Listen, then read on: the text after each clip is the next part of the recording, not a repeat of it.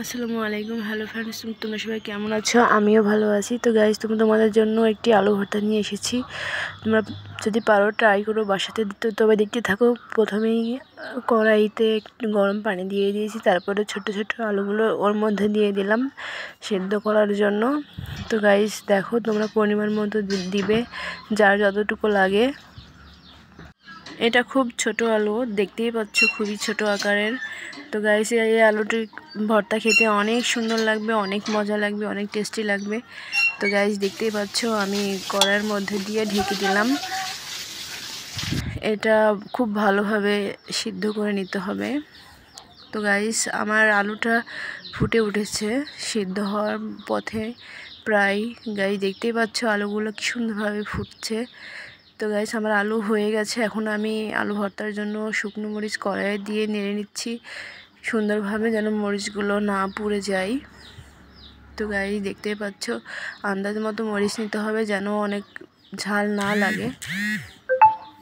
তো গাইস, দেখতেই পাচ্ছ, আমার হয়ে গেছে মরিচ ভাজা। তো এখন আমি একটি গামলাতে পেঁয়াজ কুচি আর আলুগুলো তুলে নিয়েছি। একটি করে মরিচ আমি বোটা ছাড়িয়ে পেঁয়াজের মধ্যে দিচ্ছি। তো গাইস, দেখতেই পাচ্ছ, আমার আলুগুলো খুব সুন্দরভাবে সিদ্ধ হয়ে গেছে। তো আমি মরিচ দিয়ে, পেঁয়াজ দিয়ে, লবণ দিয়ে আমি এটা ভালোভাবে মাখিয়ে নিচ্ছি, যেন ঝালগুলো আলুর মধ্যে খুব ভালোভাবে মিশে যায়। তোমরাও চাইলে বাসাতে এভাবে করতে পারো, ছোট ছোট আলুর ভর্তা। তো গাইস, আমি আলুগুলো বিনাইনি, আমি খোসা সহ ভর্তা করব। তো দেখবো আজকে খেয়ে কেমন লাগে। তো গাইস, আমি আলুগুলো খুব ভালোভাবে সিদ্ধ হয়ে গেছে। কি সুন্দরভাবে আলুগুলো ভেঙে যাচ্ছে, দেখতেই পাচ্ছ, অনেক সুন্দরভাবে আলুগুলো ভর্তা হয়ে যাচ্ছে। এটা ভর্তা মাখাতে আমার ভীষণ ভালো লাগছিল। আমি এটা আমার আম্মুর থেকে শিখেছি, এভাবে আলু ভর্তা করলে নাকি অনেক স্বাদ লাগে। তো গাইস, আমার আলু ভর্তা প্রায় সুন্দরভাবে হচ্ছে। মাখাতে গিয়ে অনেক গরম, তো হাত একটু লাগছে। তো গাইস, দেখতেই পাচ্ছ, সরিষার তেল, ভর্তাতে সরিষার তেল না দিলে মজাই লাগে না। অনেক ভালোভাবে মাখো মাখো হয়ে আসছে ভর্তাগুলো, খুব সুন্দর লাগছে, মনে হচ্ছে জিভে জল চলে আসছে। তো গাইস, আমার ভর্তাগুলো হয়ে গেছে।